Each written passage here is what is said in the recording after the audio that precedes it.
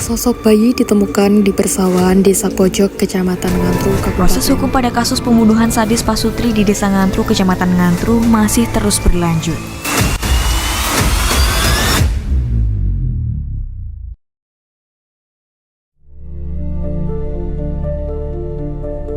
Kriminologi hukum merupakan cabang ilmu yang mempelajari sebab-sebab kejahatan, perilaku kriminal, dan respon hukum terhadap pelaku tindak pidana.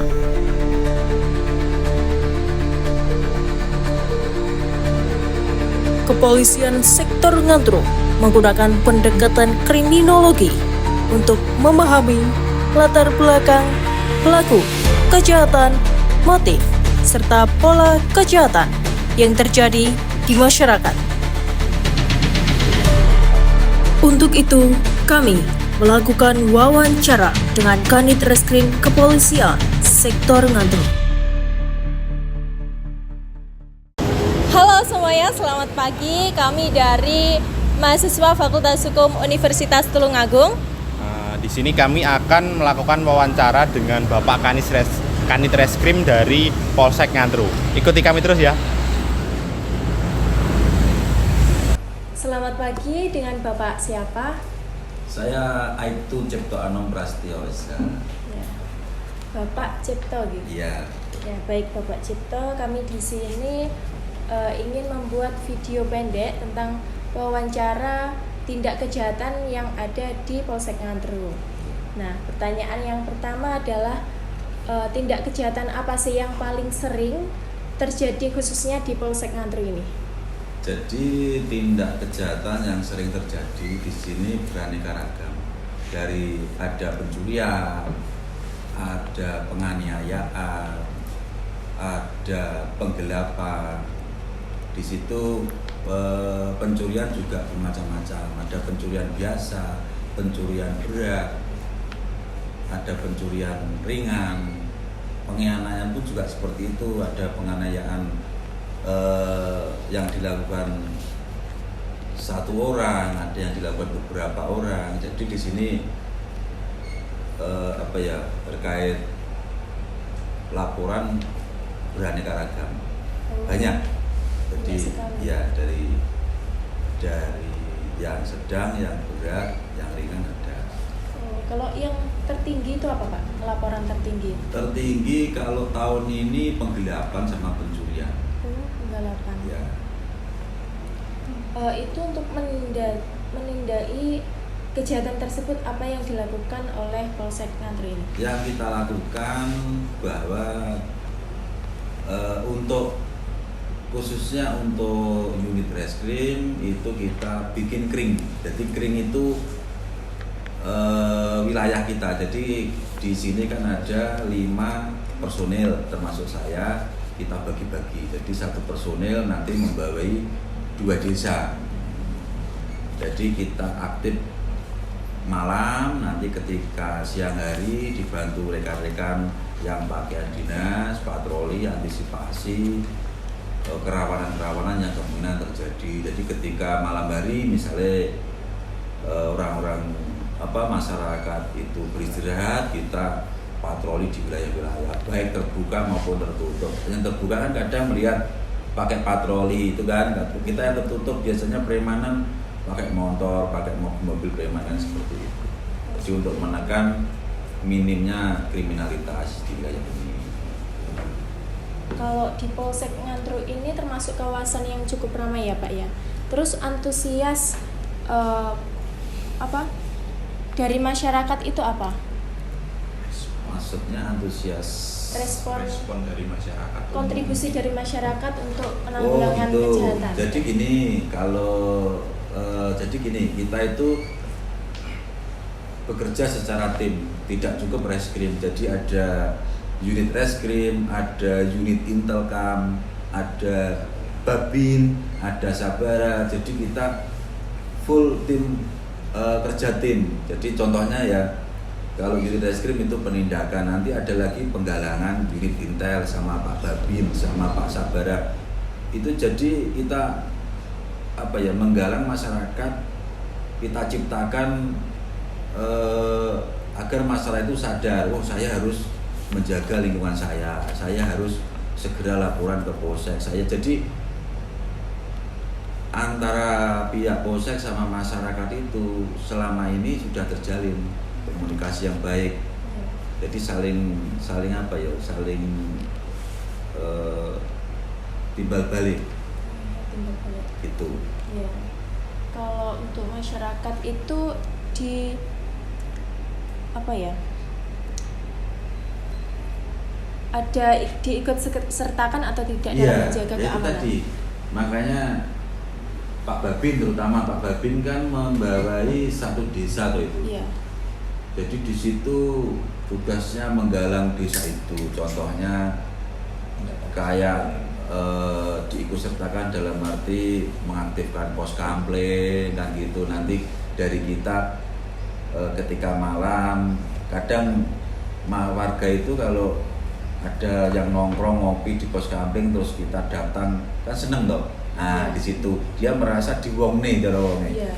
Ayo kita jaga bareng-bareng. Jadi kalau polisi tok yang terbebani kemungkinan agak berat, tapi kalau semua warga ikut andil dalam menjaga situasi itu semakin enak. Yeah. Jadi ketika banyak yang nongkrong di warung kopi, yang nongkrong di pos kampleng, kita komunikasi semakin kecil kejahatan. Karena wah mau contoh ya, ada pelaku mau nolong misalnya mau curi ya, di sana masih banyak yang nongkrong kan mesti takut. Di lingkungan itu kok masih hidup, jam 11 belum tidur, itu pasti ini dia pasti mikir. Iya.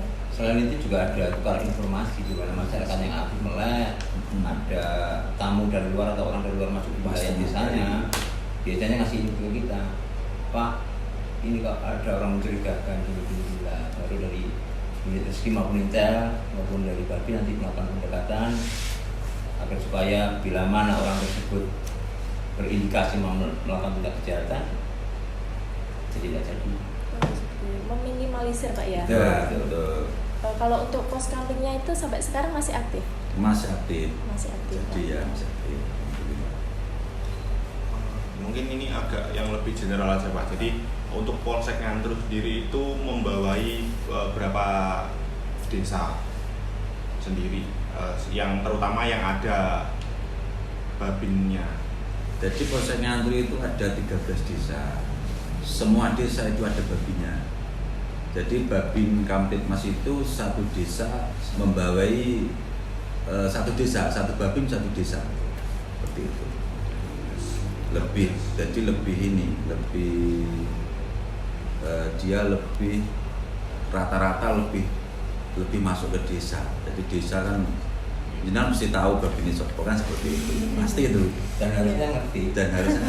Dan harusnya punya nomornya. Nah, karena dia perwakilan dari Polsek, dia perwakilan dari Polres, dia perwakilan dari pimpinan kita yang diterjunkan di desa. Jadi ada apa-apa 1 kali 24 jam Pak Babin ini siap. Karena sebagai penghubung biasanya kalau ada warga masyarakat yang merasa dalam arti dia ada sesuatu sing unek-unek kan mesti hubungi Babin dulu.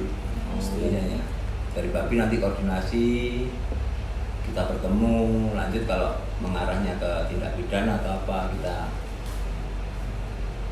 arahkan untuk datang ke Polsek dan berkoordinasi dengan koordinasi.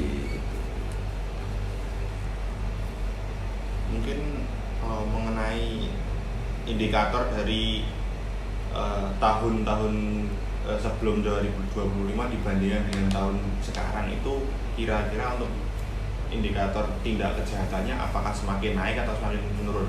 Kalau di wilayah kita alhamdulillah dari laporan, kita kan mengukur dari laporan itu semakin menurun. Satu, yang kedua dari aktivitas dulu warga Ngantru pasti paham dulu sering ada balap liar, sekarang sudah nggak ada. Kalau malam minggu sampai ke jalur ini pojok ini kan dulu rame balapan toh. Nah sekarang sudah tidak ada, hampir tidak ada. Meskipun kadang-kadang ada, kita antisipasi terus bubar, tapi sudah menurun. contoh kecil seperti itu yang terlihat di masyarakat kan seperti itu. Kalau yang kayak lain-lain kan tidak terlihat karena kita fungsinya fungsi ya penggalangan, maksudnya tertutup. Yang kelihatan masyarakat langsung ya terkait contoh kayak balap liar ini kan sudah menurun toh daripada dulu loh kan seperti itu. Kasus terbaru di sini apa Pak? Kasus terbaru yang kemarin kita lakukan sidik penyidikan itu penggelapan. Ada 2 perkara penggelapan. Terus yang ketiga pencurian sepeda motor. Yang keempat menjual bubuk mesiu jenis percon. Itu ya, itu lah ya. Oke. Tengah nu ya.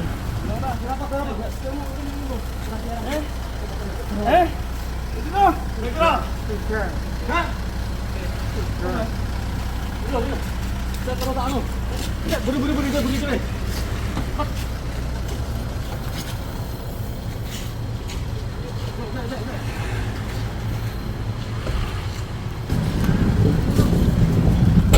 Kucing. Mas. Kalau gitu Bu, tolong tuh ya. Oke.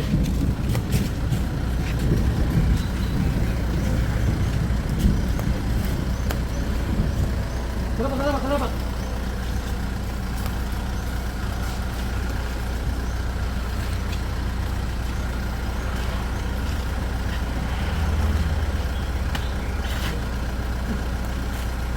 Atas. Cepat Mas ya.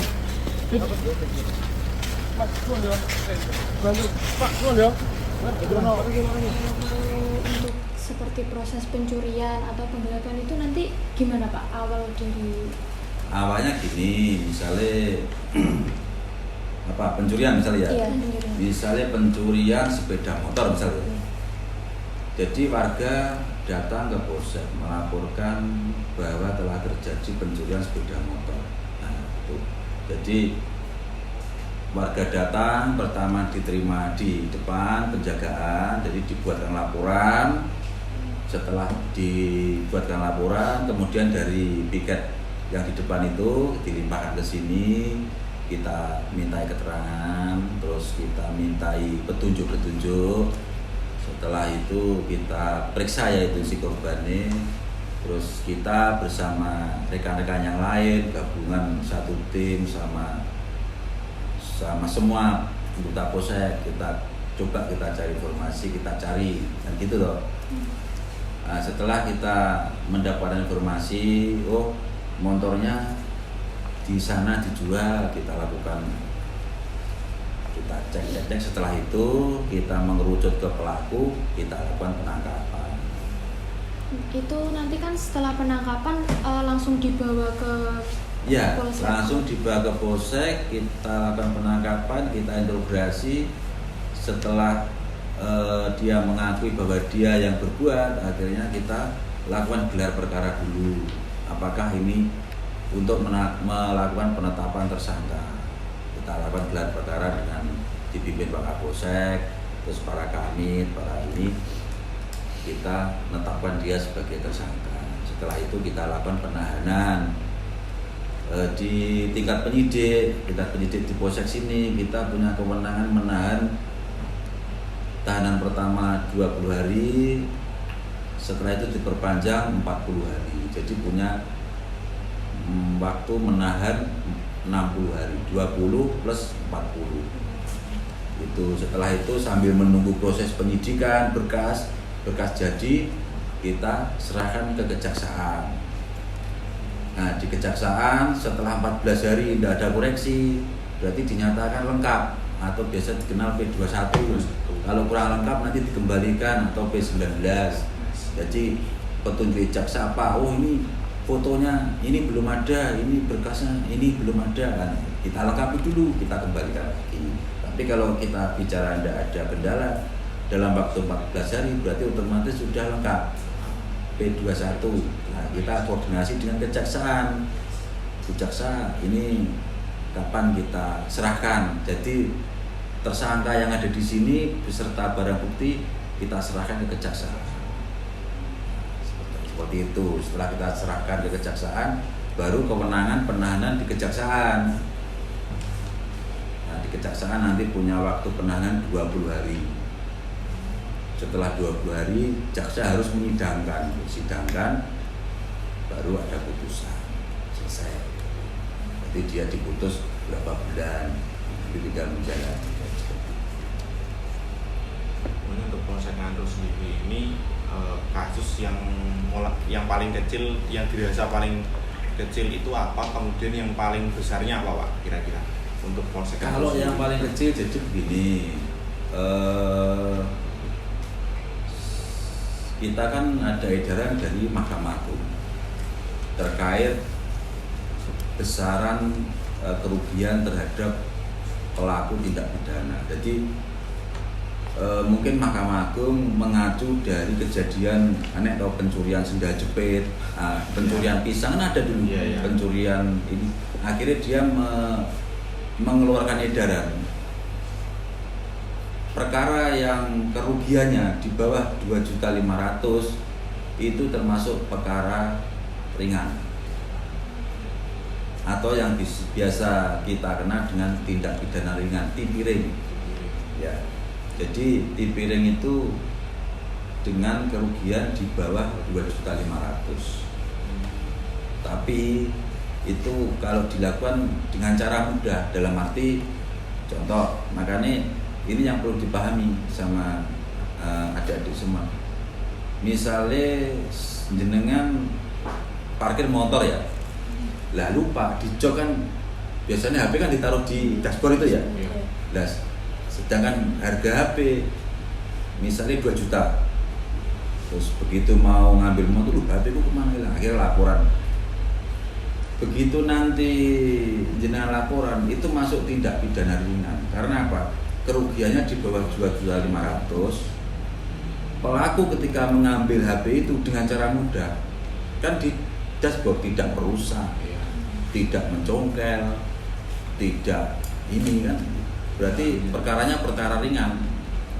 Terkadang banyak ini yang belum dipahami, yang sering terjadi dan tidak terima, kui pemilik minimarket. Contoh gini.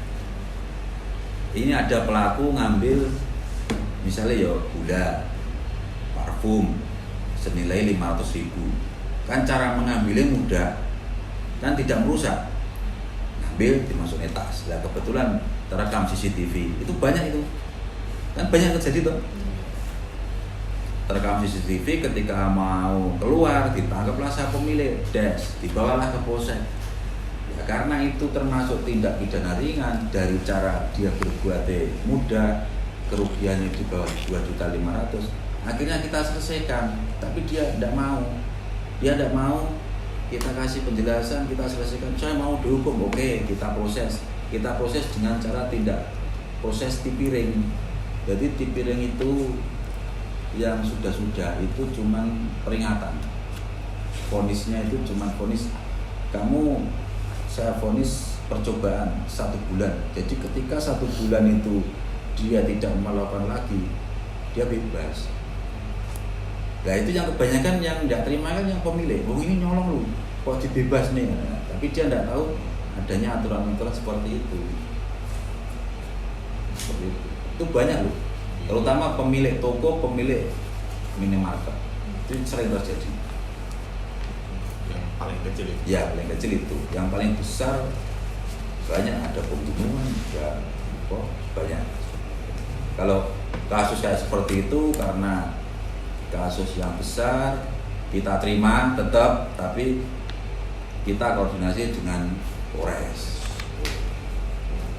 Nanti ketika ada petunjuk, ada gambaran yang jelas, ada pelakunya ini, biasanya karena itu perkara besar, perkara atensi kayak pembunuhan yang kemarin itu, kita limpahkan di Polres. Tapi laporan awal tetap di sini karena TKP-nya sini. Mungkin dari Bapak Kanit mungkin ada closing statement dari closingnya begini. Jadi keberhasilan pihak kepolisian, mau unit reskrim, mau unit apapun, kita tanpa peran serta dari masyarakat, kita bukan apa-apa. Jadi intinya kita mengharap, menghimbau dan meminta peran aktif dari masyarakat. Keberhasilan kita itu sebenarnya karena peran aktifnya masyarakat. Contoh kecil, kita mencari seseorang yang sedikit sampean. Ketika sampean tidak kooperatif, tidak mau cerita, kita kan kesulitan kan seperti itu. Tapi ketika Pak, saya angsal info Pak, ini seperti ini, kita lebih cepat bergerak. Jadi intinya kita minta kita ini peran serta masyarakat yang lebih aktif untuk menunjang keberhasilan kita, tugas-tugas kita. Seperti itu.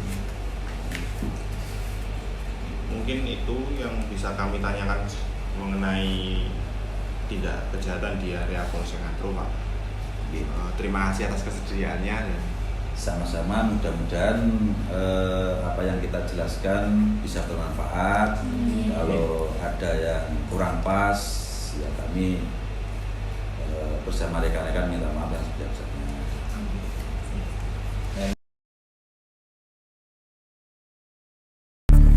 Bagi saya, adanya kriminalitas di Desa Ngantru ini masih sangat meresahkan. Karena masih banyak kejadian yang saya temui seperti balap liar, tawuran, jotosan, gelut, dapat merugikan diri sendiri maupun orang lain. Menurut saya, dengan adanya kasus kriminal di Desa Ngantru ini masih sangat meresahkan ya. Apalagi di desa saya, Desa Padangan, itu masih banyaknya kasus kriminal. Contohnya itu seperti curian motor. Nah, itu mungkin yang menjadi alasannya itu kurangnya lapangan pekerjaan bagi mereka. Oleh karena itu yang menjadi alasan mereka untuk melakukan tindakan tersebut. Boten ngertos Mas, kulo pas tengah ya.